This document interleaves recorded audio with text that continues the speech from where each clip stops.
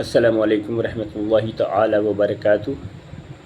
اعوذ باللہ من الشیطان الرجیم، بسم اللہ الرحمن الرحیم۔ اللہم صلی علی محمد وعلی آل محمد کما صلیت علی ابراہیم وعلی آل ابراہیم انک حمید مجید۔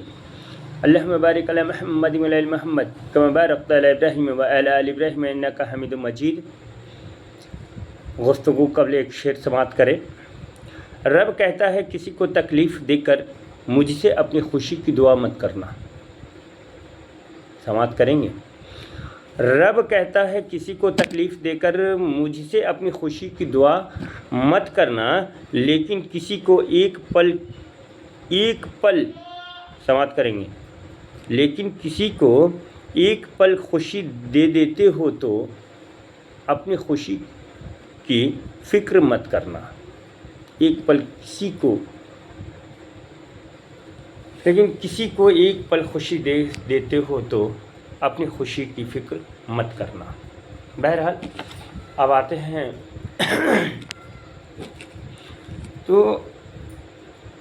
ایک مسئلہ میرے آنکھوں کے جانب سے گزر رہا تھا، تو میں نے کہا کہ آپ سبھی سے شیئر کریں۔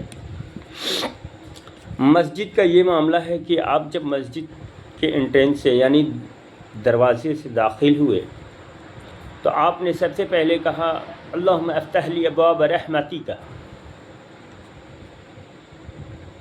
اللہ تعالی اپنے تمام رحمت کے دروازے کھول دے۔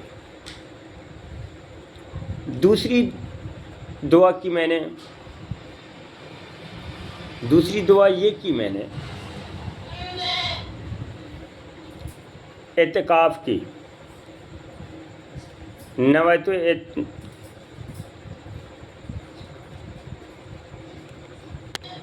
وہ یہ ہے اعتکاف کی دعا، نویت سنت الاعتکاف۔ اب آپ سمجھ لیں۔ اس کے بعد ہم مسجد کے اندر داخل ہوئے تو ہمیں سلام تک کرنے کا حکم نہیں ہے کہ ہم مسجد میں کسی کو بلند آواز سے سلام کر سکیں۔ وہ اس لیے کہ اگر ہم بلند آواز سے سلام بھی کر رہے ہیں تو کوئی اگر نماز پڑھ رہا ہے، کوئی اپنے وظائف میں بیٹھا ہوا ہے، کوئی کیا کر رہا ہے مجھے اس کا علم نہیں ہے، اس لیے بلند آواز سے سلام کرنا بھی منع ہے۔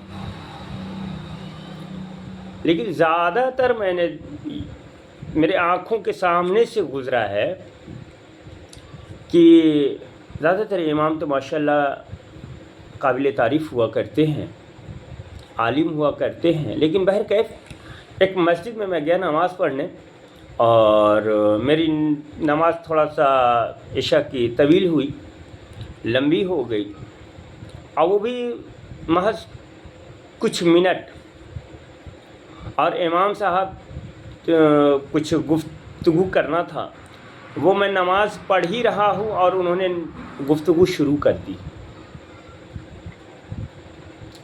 تو بتائیں یہ کتنی علم کہاں تک ہے؟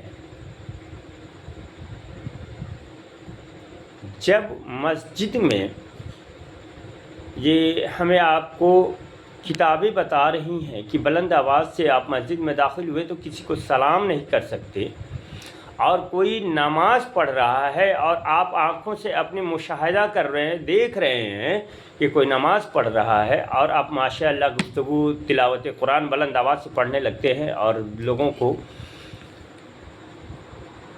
گفتگو میں سما باندھ لیتے ہیں اور اصلاح کرنے لگتے ہیں، اپنی گفتگو کرنے لگتے ہیں۔ بہرکیف اللہ ہم سب کو ہدایت عطا فرمائے۔ اور ایسی چیزیں میں آپ لوگوں کو اپنے فالوور سے شیئر کرتا ہوں تو کتنے لوگوں کے کال بھی آنے لگتے ہیں۔ یقین جانیں یہ کہیں سے صحیح نہیں ہے، جبکہ کتاب بتا رہی ہے کہ مسجد میں آپ داخل ہوئے، مسجد داخل ہونے کی دعا پڑھی، اعتکاف کی دعا پڑھی، اور پھر اس کے بعد بلند آواز سے آپ سلام نہیں کر سکتے کسی کو، میں نے آپ کو بتایا بارہا۔ تو بتائیے کہ کس بنا پہ کوئی انسان نماز پڑھ رہا ہو اور ایک عالم جو ہے کہ گفتگو شروع کر دے، یہ ایک دم سراہنیہ نہیں ہے، ایک دم سراسر غلط ہے۔ اس سے ہمیں آپ کو بچنا چاہیے۔ مسجد ایک ادب کا مقام ہے اور مسجد کے آداب ایک دم معلوم ہونے چاہیے۔ وہ کسی پر جو بھی مسجد کے آئین ہے، جو بھی اللہ کے رسول محمد رسول اللہ صلی اللہ تعالی علیہ وسلم نے بتائی، اسی کو ہم حدیث پاک کہتے ہیں، اور تمام چیزوں کو مکمل طور سے ہمیں آپ کو سمجھنا چاہیے۔ ایسے سمجھے نہ سمجھے، لیکن مسجد کے آداب کو سمجھنا چاہیے کہ میں جا رہا ہوں ثواب کے غرض سے، ایسا نہ ہو کہ الٹے ہی میری تمام عبادتیں میری ہی منہ پہ مار دی جائیں۔ ان سب چیزوں کا ہمیں خیال رکھنا چاہیے۔ بہرکیف ایک اور میری نگاہوں سے گزرا، ایک صاحب نے کہا کہ انگلی پٹکانے سے وضو ٹوٹ جائے گا، لیکن میں آپ کو بتا دوں کہ انگلی پٹکانے سے کوئی وضو نہیں ٹوٹے گا۔ ہاں، یہ عمل بہتر نہیں ہے، مکروہ ہے کہ آپ وضو بنانے کے بعد انگلی کو پٹکائیں۔ یہ ایک مکروہ عمل ہے، غلط عمل ہے، اس سے ہمیں آپ کو پرہیز کرنا چاہیے، ورنہ انگلی پٹکانے سے وضو نہیں ٹوٹے گا۔